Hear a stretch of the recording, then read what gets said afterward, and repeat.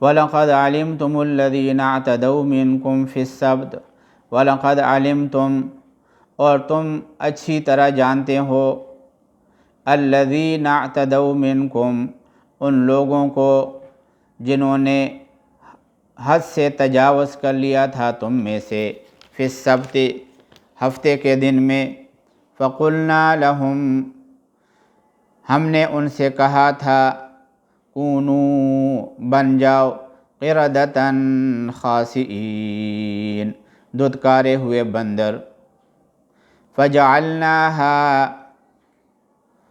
ہم نے اس واقعے کو بنا دیا، نکالاً، عبرت، لما بین یدیہا، اس زمانے کے لوگوں کے لیے، وما خلفہا، اور اس زمانے کے بعد کے لوگوں کے لیے، وموعظۃ للمتقین، اور نصیحت کا سامان ڈرنے والوں کے لیے۔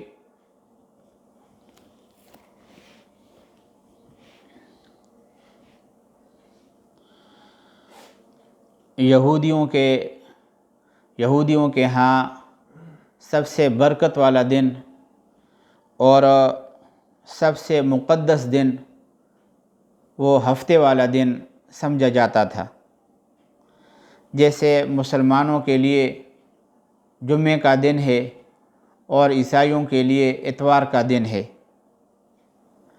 اللہ تبارک و تعالیٰ نے ہفتے کے دن انہیں شکار کرنے سے منع کر دیا تھا، مگر انہوں نے اللہ تعالیٰ کے حکم کی پرواہ نہیں کی، اور ہفتے کے دن بھی یہ شکار کرتے رہے، شکار سے باز نہیں آئے، تو اللہ تعالیٰ نے انہیں عبرتناک سزا دی۔ وہ سزا اللہ تعالیٰ نے ان کو یہ دی کہ ان کی شکلیں مسخ کر دیں، ان کی شکلیں مسخ کر دیں اور انہیں ذلیل بنا دیا، اور وہ شکلیں بھی اللہ تعالیٰ نے ان کی بندروں سے تبدیل کر دی۔ اور یہ جو واقعہ پیش آیا تھا، یہ حضرت داؤد علیہ السلام کے دور میں پیش آیا تھا۔ داؤد علیہ السلام نے ان کو منع کر دیا تھا کہ تم ہفتے کے دن شکار نہ کرو۔ یہ اس میں یہ ہیلا کرتے تھے کہ مچھلی کے دم کے اندر رسی باندھ لیتے تھے، ایک ڈور جو ہے نا، ڈور کا پھندا مچھلی کے دم میں باندھ لیتے تھے، اور پھر اس ڈور کو کسی چیز سے باندھ لیتے تھے، اور مچھلی کو جو ہے وہ سمندر کے اندر چھوڑ دیتے تھے، اور پھر جب ہفتے کا دن گزر جاتا، اتوار کا دن، تو پھر اس رسی کو کھینچ لیتے تھے تو مچھلی ان کے پاس آ جاتی تھی۔ اس طریقے سے جو ہے نا یہ ہیلا کرتے تھے، اور یہ ایک ایسا ہیلا تھا ان کا جس سے شریعت کا حکم ہی بالکل یہ باطل کر دیتے تھے، اس سے شریعت کا حکم بالکل باطل ہو جاتا تھا۔ اور بعض کہتے ہیں کہ یہ ہیلا کرتے تھے کہ چھوٹے چھوٹے جوہڑ، چھوٹے چھوٹے ہوز جو ہے نا وہ سمندر کے کنارے بنا لیتے تھے، اور سمندر کا پانی اس کی طرف چھوڑ دیتے تھے، تو اس میں کافی مچھلیاں اس ہوز کے اندر، اس جوہڑ کے اندر آ جاتی تھیں، اور جب یہ مچھلیوں سے بھر جاتا تھا تو اس وقت جو ہے نا یہ اس کا دروازہ بند کر لیتے تھے، سمندر کے سیٹ سے جو انہوں نے دروازہ چھوڑ رکھا ہوتا تھا اس کو بند کر لیتے تھے، اور پھر اس مچھلیوں کو کچھ نہیں کہتے۔ جب ہفتے کا دن گزرتا تو وہ ساری مچھلیاں جو ہوز کے اندر ان کے اس ہیلے کی وجہ سے آ چکی ہوتی تو اس کو پکڑ لیتے تھے۔ اس طریقے سے یہ شریعت کے ایک حکم کو ہیلے کے ذریعے سے باطل کر لیتے تھے۔ اللہ تبارک و تعالیٰ نے حکم شرعی کے مخالفت اور اس کے بالکلیہ ابطال اور ختم کرنے کی وجہ سے ان کے شکلوں کو بندروں سے تبدیل کر دیا۔ یہاں یہ بات بھی سمجھنا ضروری ہے کہ ایسا کوئی ہیلا اختیار کرنا کہ جس سے شریعت کا حکم بالکل باطل ہو جائے، ختم ہو جائے، یہ شرعاً جائز نہیں ہے، ورنہ کوئی ایسا ہیلا اختیار کرنا کہ جس سے شریعت کا حکم باطل نہ ہو اس کا ثبوت قرآن سے بھی ملتا ہے اور حدیث سے بھی ملتا ہے۔ حضرت ایوب علیہ السلام کا واقعہ اللہ تعالیٰ نے قرآن کریم کے اندر ذکر کیا ہے کہ ان کی بیوی بہت ہی نیک پارسا تھی۔ کسی بات کے اوپر حضرت ایوب علیہ السلام نے قسم کھا لی تھی کہ میں اگر تندرست ہو گیا تو اپنی بیوی کو 100 کوڑے ماروں گا، 100 کوڑے۔ وَاذْكُرْ عَبْدَنَا ایوب، تو اب جو ہے 100 کوڑوں کی قسم اس نے کھا لی تھی۔ تو اللہ تبارک و تعالیٰ نے ان کو ایک ہیلہ بتایا۔ وہ ہیلہ یہ کہ وہ گانٹھیں جو ہے نا وہ اکٹھی کر لے، یہ جو اس کو یہ کہتے ہیں کہ چند جو ہے نا اس کی ایک چیز اکٹھا کر لے، اور پھر اکٹھا کرنے کے بعد یہ بھی میں 1 منٹ بتاتا ہوں آپ لوگوں کو، یہ کہ ان کو کہا کہ تم ایسا کرو کہ 100 چھڑیوں کا ایک گٹھا لے لو، اور اس کے بعد جو ہے نا ایک ہی دفعہ اپنی بیوی کو اس سے مار لو، تو اس سے تمہاری قسم پوری ہو جائے گی، اور جو 100 کوڑوں کی سزا دینے کی تم نے قسم کھائی ہے اس کے اوپر بھی عمل ہو جائے گا۔ تو یہاں پہ دیکھو ہیلہ جو ہے نا اس کا ثبوت یہاں سے ملا ہے۔ اور دوسرا واقعہ جو ہے نا وہ حضرت یوسف علیہ السلام کے تذکرے میں ملتا ہے۔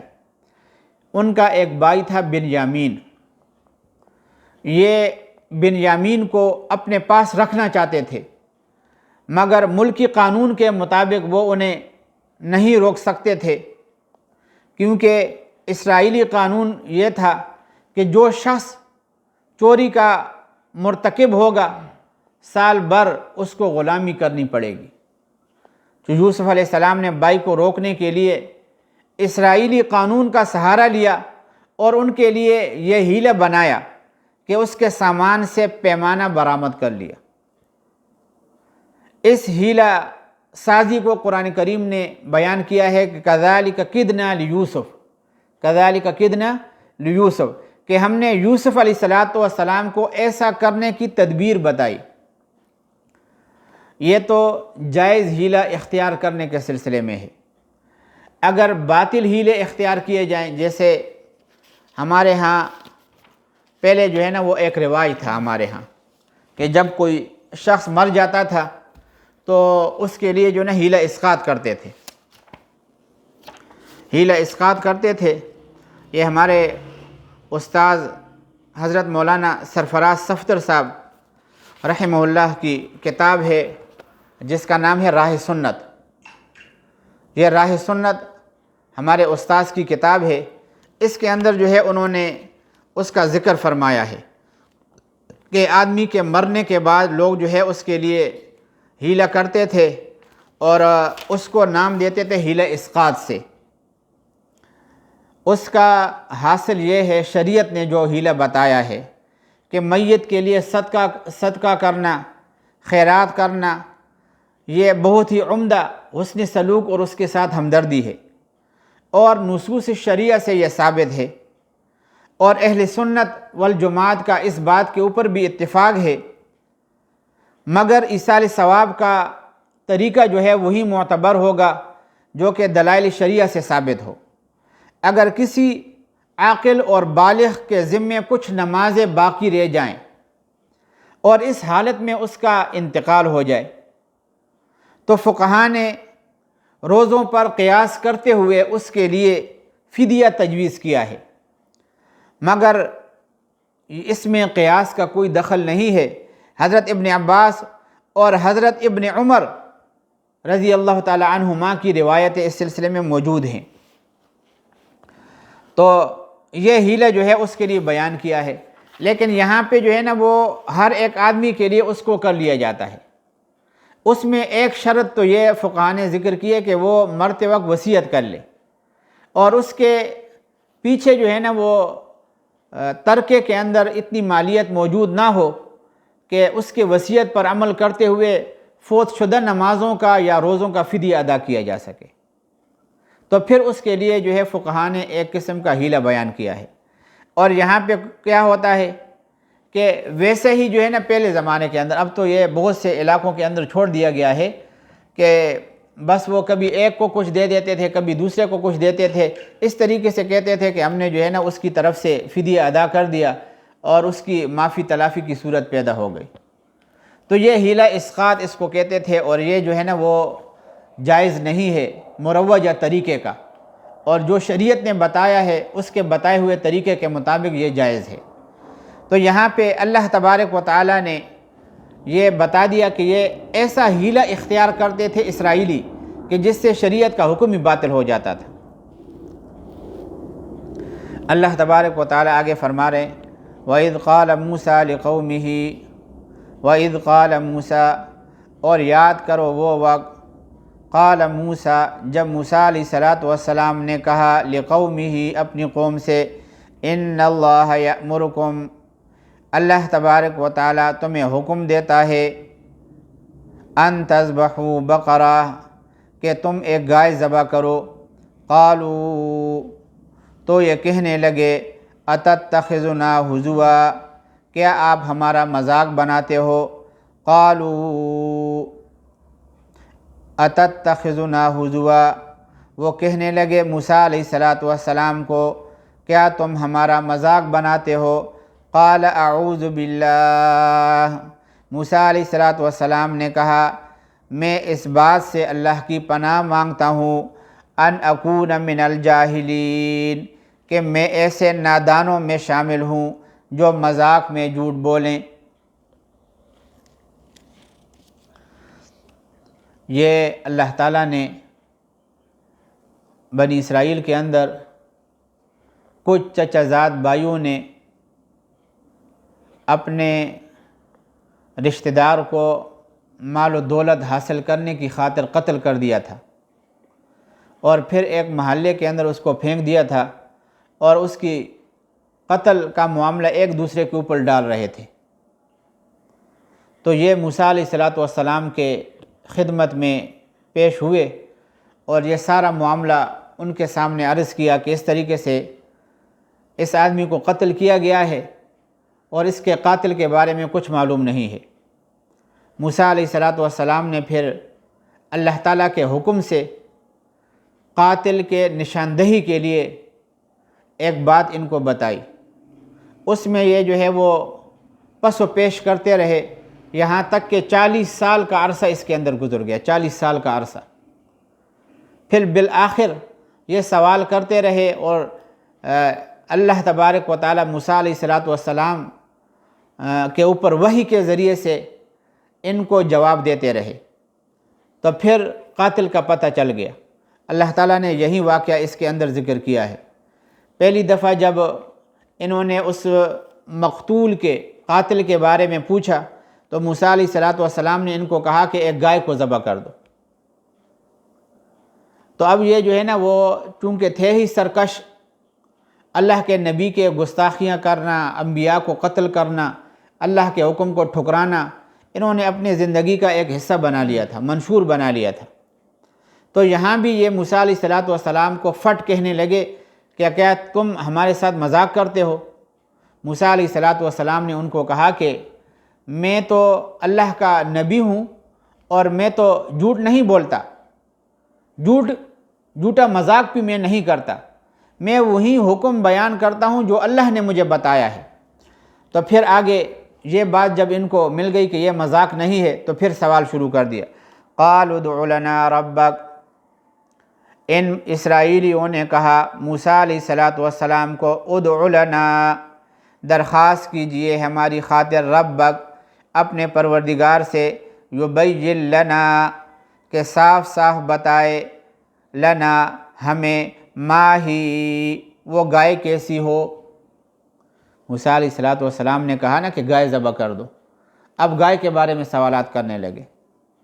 تو کہا کہ اے موسیٰ، آپ ہماری خاطر اللہ سے کہیے کہ وہ گائے کیسی ہو۔ قال انہ یقول، موسیٰ علیہ السلام نے کہا، یقول، انہ یقول، یقیناً اللہ تبارک و تعالی فرماتا ہے انہا بقرہ کہ بے شک وہ گائے ایسی ہو لا فارض نہ بہت بوڑھی ہو ولا بکر نہ بالکل بچی ہو عوان بین ذالک بلکہ ان دونوں کے بیچ میں ہو فافعلوا ما تؤمرون فافعلوا اس پر عمل کرو ما تؤمرون جو حکم تمہیں دیا گیا ہے۔ اب پھر آگے سے سوال شروع کر دیا۔ گائے کے بارے میں کہا کہ وہ گائے کیسی ہو۔ موسیٰ علیہ السلام نے کہا کہ اللہ تبارک و تعالیٰ فرما رہے ہیں کہ وہ گائے نہ بوڑھی ہو اور نہ بالکل بچی ہو، درمیانے درجے کی، وہ درمیان میں ہو۔ تو پھر سوال کر دیا، قالو یہ اسرائیلی کہنے لگے موسیٰ علیہ السلام کو ادع لنا درخواست کیجئے ہماری خاطر ربک اپنے پروردگار سے یبین لنا کہ صاف صاف بیان کر دے ہمیں ما لونہا اس کا رنگ کیسا ہو۔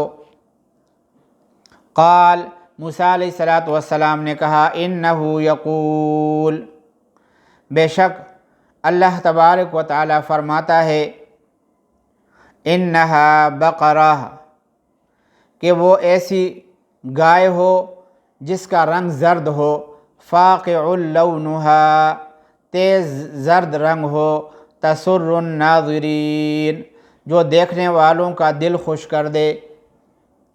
کہا کہ گہرے زرد رنگ کی گائے ہو اور جیسے ہی کوئی دیکھنے والا اس کو دیکھے تو اس کا دل خوش ہو جائے کہ کس قدر گہرے رنگ والی زرد گائے ہے۔ قالوا ادع لنا پھر موسیٰ علیہ السلام کو اسرائیلی کہنے لگے ادع لنا درخواست کیجئے ہماری خاطر ربک اپنے پروردگار سے یبین لنا ما ہی کہ ہمیں صاف صاف بتا دے کہ وہ گائے کیسی ہو۔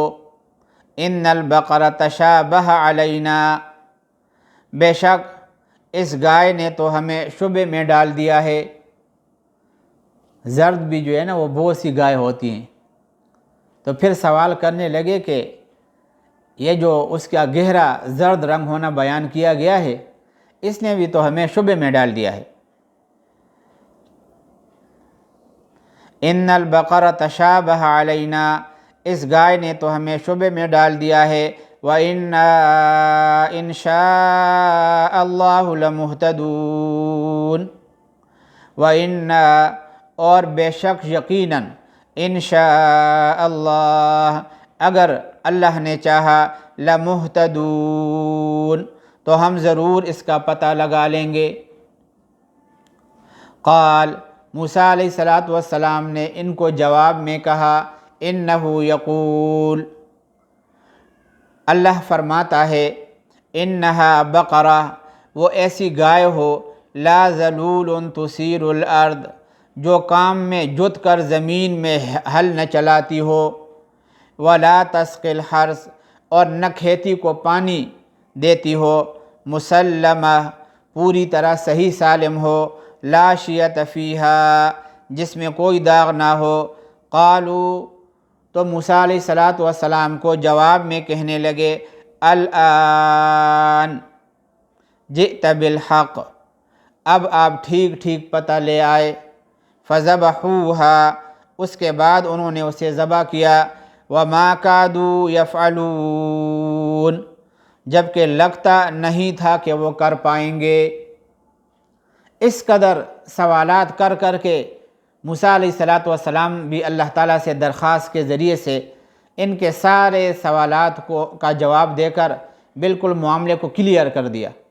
تو اس کے بعد پھر یہ کہنے لگے الآن جئت بالحق کہ اب ٹھیک پتہ آپ لے کر آئے۔ اللہ تبارک و تعالیٰ فرما رہے ہیں کہ پھر بھی یہ کرنے والے نہیں تھے لیکن جانور کو ذبح کر دیا۔ وَإِذْ قَتَلْتُمْ اور یاد کرو قتلتم جب تم نے قتل کر دیا تھا نفساً ایک شخص کو فَادَّارَأْتُمْ فِيهَا پھر اس کا الزام ایک دوسرے پر ڈال رہے تھے۔ واللہ مخرج ما کنتم تکتمون، اور اللہ کو وہ راز نکال باہر کرنا تھا، ما کنتم تکتمون، جو تم چھپائے ہوئے تھے۔ فقلنا، چنانچہ ہم نے کہا، اضربوہ ببعضھا، کہ اس مقتول کو اس گائے کے حصے سے مارو۔ کذالک یحیی اللہ الموتی، اسی طرح اللہ تعالیٰ مردوں کو زندہ کرتا ہے۔ ویریکم آیاتہ، اور دکھاتا ہے اپنی قدرت کی نشانیاں۔ لعلکم تعقلون، تاکہ تم سمجھ سکو۔ ثم قست قلوبکم، پھر اس سب کے بعد تمہارے دل سخت ہو گئے۔ ثم قست قلوبکم، پھر سخت ہو گئے تمہارے دل، من بعد ذالک، اس سب کے بعد، فہی کالحجارہ، وہ ایسے ہو گئے جیسے پتھر، او اشد قسوہ، بلکہ سختی میں اس سے بھی زیادہ۔ وَإِنَّ مِنَ الْحِجَارَةِ، کیونکہ بعض پتھر ایسے ہیں، لَمَا يَتَفَجَّرُ مِنْهُ الْأَنْهَارُ، جس سے نہریں پھوٹتی ہیں۔ وَإِنَّ مِنْهَا، اور کچھ پتھر ایسے ہیں، لَمَا يَشَّقَّقُ، جو خود پھٹ پڑتے ہیں، فَيَخْرُجُ مِنْهُ الْمَاءُ، اور ان سے پانی نکل آتا ہے۔ وَإِنَّ مِنْهَا، اور کچھ پتھر ایسے بھی ہیں، لَمَا يَهْبِطُ، جو لڑک جاتے ہیں، من خشیت اللہ، اللہ کے خوف سے۔ وَمَا اللَّهُ بِغَافِلٍ، اور اللہ اس سے بے خبر نہیں، عَمَّا تَعْمَلُونَ، جو کچھ تم کر رہے ہو۔ اللہ تعالیٰ اس سے بے خبر نہیں جو کچھ تم کر رہے ہو۔ کہتے ہیں کہ بعض مرتبہ پتھروں سے چشمے نکل آتے ہیں، جیسا کہ بنی اسرائیل دیکھ چکے تھے کہ کس طرح ایک سنگلاخ چٹان سے اللہ تعالیٰ نے پانی کے چشمے جاری کر دیے تھے، اور بعض اوقات بھاری مقدار میں پانی تو نہیں نکلتا، لیکن پھر بھی پتھر ٹکڑے ہو کر اور اس کے کئی ٹکڑے ہو کر تھوڑا بہت پانی اس سے نکل آتا ہے۔ اور کچھ پتھر جو ہے وہ اللہ کے خوف سے لڑک جاتے ہیں۔ یہ ہم دیکھتے ہیں نا کہ اوپر جو پہاڑ ہوتے ہیں ان کے اندر بہت بڑے بڑے چشمے ہوتے ہیں۔ حالانکہ پہاڑ کس قدر مضبوط ہوتا ہے، اس کے اندر سے اللہ نے چشمے جاری کر دیے ہیں، اور بہت سے پتھر جو ہے اوپر سے نیچے آتے ہیں، یہ اللہ کے خوف کی وجہ سے نیچے لڑک جاتے ہیں۔ مگر یہ جو اسرائیلی تھے، ان کے دل ایسے سخت تھے کہ ذرا بھی جو ہے وہ نرم نہیں ہو رہے تھے، اور ان کی سمجھ میں جو ہے نا یہ بات بالکل نہیں آ رہی تھی۔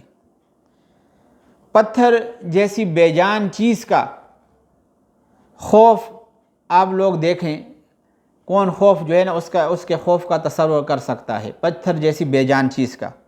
قرآن کریم نے کئی جگہوں کے اندر اس کا ذکر کیا ہے کہ جن چیزوں کو ہم بظاہر بے جان سمجھتے ہیں، ان میں بھی کچھ نہ کچھ شعور موجود ہے۔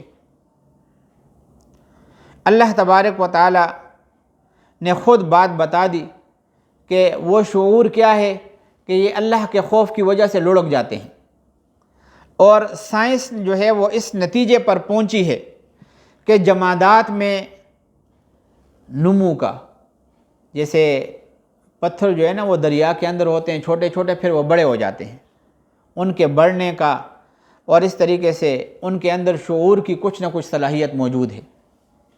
یہ اللہ تبارک و تعالیٰ نے بتا دیا کہ یہ ایک جمادات اور بے جان چیز جس کو ہم سمجھتے ہیں ان کے اندر یہ کیفیتیں ہیں، لیکن اسرائیلیوں کے دل اس قدر خوف سے خالی تھے اور اس قدر سخت تھے کہ وہ کسی طور پر بھی ماننے کے لیے تیار نہیں تھے۔ اللہ تبارک و تعالیٰ ان آیات کریمہ پر ہمیں عمل کرنے کی توفیق نصیب فرمائے۔ وآخر دعوانا ان الحمدللہ رب العالمین۔